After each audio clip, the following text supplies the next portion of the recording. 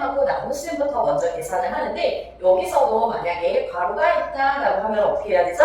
괄호를 먼저 계산을 하고 그 다음에 곱셈, 나눗셈, 덧셈, 뺄셈 앞에서부터 순서를 해주시면 돼요. 그래서 여기는 사실 순서가 매우 중요합니다. 자, 그러면 계산 순서에 맞춰서 우리가 괄호 안에 기호를 써 넣을 건데요. 여기 한번 볼까요? 제일 먼저 계산해야 되는 부분은 이 부분인 거죠. 여기 곱셈 앞에서부터 그리고 나눗셈 이게 두 번째네요. 그럼 첫 번째가 니은이었고요. 두 번째가 니을. 그러면 이제 뺄셈하고 덧셈만 남았으니까 앞에서부터 하나씩 해주시면 되는데 그 앞에가 기역, 그 다음이 리, 디귿 이렇게 되겠죠. 자, 그럼 마저 함께 계산을 계속 해볼까요? 자, 순서가 항상 중요합니다. 앞에서부터 나눗셈, 곱셈 있으면 얘네들을요 먼저 계산을 해주시고요. 더하기 빼기도 앞에서부터 그럼 여기 계산을 하고 얘를 뺀 값을 하나씩 써주자라는 거죠. 자, 그리고 나서 여기는 괄호가 있으면 선생님이 뭐부터? 괄호부터 먼저 계산을 하라 그랬죠. 자, 그러면 여기서 얘가 계산이 되고 앞에서부터 다시 한번 정리해서 써주시면 되는 거예요. 자, 그러면 우리 이제 2번으로 한번 가볼까요? 아, 3번이죠? 3번으로 한번 가볼게요. 그러면 네모 안에 알맞은 수를 써 넣으세요. 자, 지금 더하기, 곱하기, 나누기, 빼기 이렇게 되어 있죠?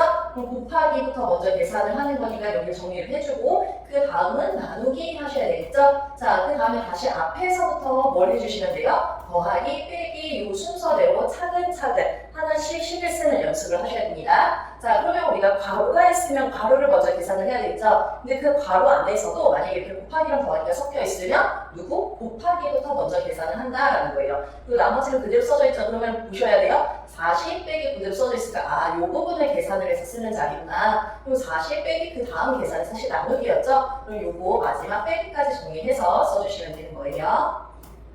자, 그럼 우리가 보기와 같은 순서로 계산을 한번 다시 해볼게요 라는 거죠. 자, 순서를 나타내면서 식을 정리를 하시는 거예요. 더하기, 곱하기, 빼기, 나누기니까 곱하기, 나누기 먼저 해주시고 앞에서부터 더하기, 빼기 이렇게 순서대로 하시면 되겠죠. 그럼 1번 계산만 먼저 해서 쓰는 거예요. 3, 8에 24 여기 해주고 54 빼기 나누기 6이에요. 그럼 우리 그 다음에는요. 그대로 나머지는 써주고 두 번째 계산을 해서 써주시면 되겠죠.